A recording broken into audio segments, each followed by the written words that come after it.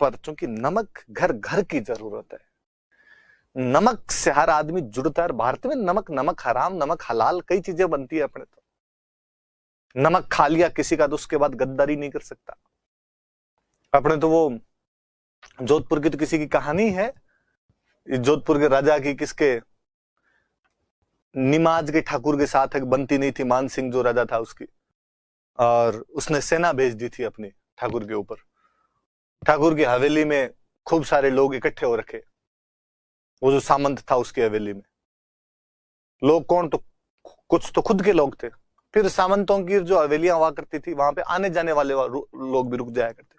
वो थोड़े पैसे वाले लोग होते, लंगर टाइप का चलाया करते, आता जाता खाना खा लो रुक जाओ, ऐसी व्यवस्था भी होती। एक गांव का कोई किसान खेत सिंह रूपावत जोधपुर में फसल बेचने के लिए आया हुआ, शाम को वापस जाते टाइम अंधेरा हो गया, सोचा ऊंट लेके गांव पहुंचेंगे तब तक रात हो जाएगी, इससे अच्छा है रात रात यहाँ रुकते हैं, सुबह चल लेंगे। रुका वहां पे जाके, हवेली वालों ने पूछा कौन, उसने कहा ऐसे ऐसे चलता हुआ राहगीर हूं, ये बात है।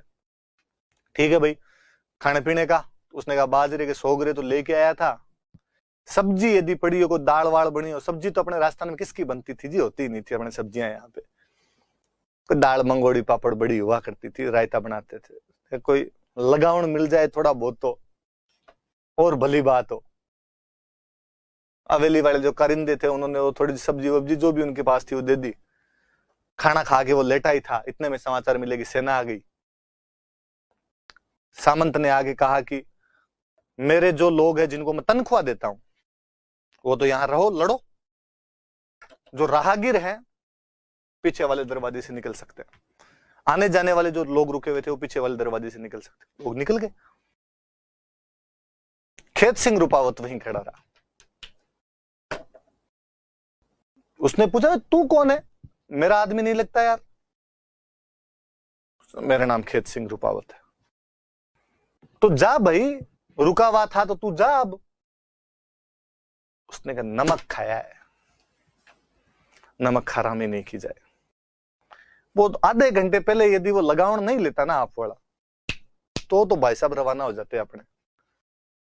अपने घर पे भी है एक बुढ़ी माँ, पत्नी और है, नई नई शादी हुई है। उसने भी सुबह कहा था कि आते समय मेरे लिए हरे रंग की चूड़ियां लेकर आना, बैग में है मेरे पास, पर अब नहीं। लड़ा वो उनके साथ,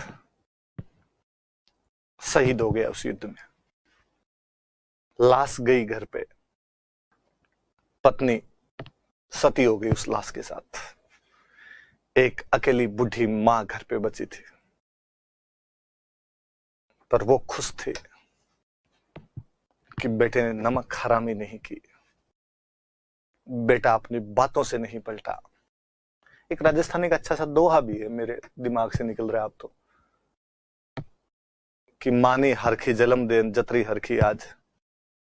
कि मां जन्म देते समय जितनी राजी नहीं हुई थी, बच्चा जब पैदा होता तो मां कितनी राजी होगी, उसकी कोख से कोई नया जीवन प्राप्त हुआ है, उसका बेटा आया है, उतनी राजी आज हुई थी। हाँ, सूत मरियो हित देश में हरख्यो बंधु समाज। सूत मतलब बेटा, बेटा मर गया, सूत मरियो हित देश में, देश के हित में बेटा मर गया, हरख्यो बंधु समाज। भाई बंधु राजी होने थे, राजी हुए, लड़ता हुआ मरा है, वीरता से मरे। पर मां, उसके सीने पे तो क्या गुजरती होगी। पर मां ने हरखी जन्म दे, हरखी मतलब राजी होना, मां जितनी राजी जन्म देते समय नहीं हुई थी, उतरी हरखी आज, उससे ज्यादा आज राजी। इसलिए मैं जब राजस्थान जी के आपको पढ़ाता हूं तब भी मैं कहता हूं कि राजस्थान को यदि वीरों की धरती कहा जाता है तो ये पुरुषों की वजह से नहीं है। पुरुष तमाम जगह लड़े हैं, ज्यादा लड़ लिए, कहीं कम लड़ लिए, कहीं मर गए, कहीं जिंदा रह गए, कहीं सामने छाती करके लड़ लिए, कहीं पीठ पीछे गोलियां खा ली। तमाम विश्व के अंदर ऐसा हुआ है। मानव सभ्यता ने जहां कहीं जन्म लिया है वहां पे पुरुष का काम ही लड़ना रहा है। इतनी वीरता पूर्वक बातें करने वाली महिलाएं केवल और केवल राजस्थान में हुई है। मुझे उस वाक्य से गंभीर आपत्ति है कि राजस्थान वीरों की धरती है। मुझे लगता है इस बात को कहा जाना चाहिए कि राजस्थान वीरांगनाओं की धरती है। या कम से कम इतना तो किया जाए कि वीरांगनाओं तथा वीरों की धरती है। उस पन्ना धा है, उस अमृता देवी बिश्नोई, उन पद्मिनियों, कर्मावतियों, फूल कंवरों, उनके बलिदान को कोई कैसे भुला सकता है। और ये तो वो नाम है जिन्हें हम जानते हैं। खेत सिंह रूपावत की मां की तरह वो असंख्य महिलाएं जिन्होंने इस रेगिस्तान में और कुछ भी नहीं होता था, उस धरती के लिए अपने बेटों को भेज दिया था। कभी इस भारत भूमि की रक्षा करने के लिए सर्वाधिक बलिदान यदि दिए थे तो आपके राजस्थान के लोगों द्वारा दिए गए थे। पानी महंगा था, खून सस्ता करके रख दिया था हमने। एक और मुझे दोहा याद आता है, राजस्थान के लिए दोहा बनाया गया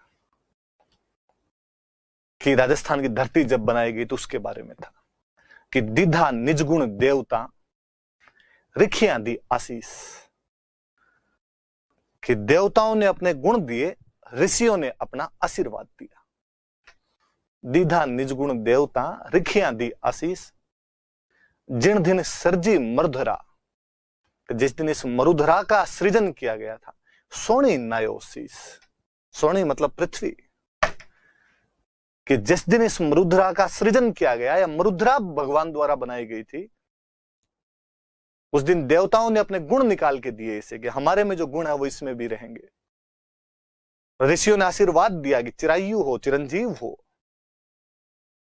पृथ्वी ने अपना सिर झुकाया कि मेरा सबसे बेहतरीनतम टुकड़ा रचा जा रहा है। फिर अगला दोहा किसी राजस्थानी कवि की कल्पना देखिए आप। राजस्थान का कवि कहता है कि दीधा नहीं जो देवता, कि देवताओं ने कुछ नहीं भी दिया, सारे निकाल के नहीं दिए। लुंठापन ही लीन, हमने लुंठेपने से जबरदस्ती छीन लिए। देवताओं जो दे दिए वो तो ठीक थे, जो नहीं दिए वो हमने जबरदस्ती छीने। दीधा नहीं जो देवता, लुंठापन ही लीन, इंद्र भाग्यो आंत रहे। देवताओं का राजा इंद्र हमारे उस जबरदस्ती को देखकर भाग गया डर के मारे। अब लग बरखा हीन, इसलिए हमारे बरसात नहीं करता है, क्योंकि हम उन गुणों के लिए, जो गुण उन्होंने नहीं दिए थे, उनके लिए लड़ लिए थे हम। तो नमक वो चीज है साहब कि उस नमक के लिए आदमी कट के मर गया था। उस खेत सिंह रूपावत को आज भी रंग दिए जाते हैं। पश्चिमी राजस्थान में जब भी अमल वगैरह लिया जाता है, हालांकि बैन है, नहीं लिया जाना चाहिए, पर पहले हुआ करता था ऐसा, तो खेत रूपावत न रंग, उसको रंग दिए जाते थे कि यार क्या साधारण आदमी इतने बेहतरीन तरीके से लड़ गया था। चलो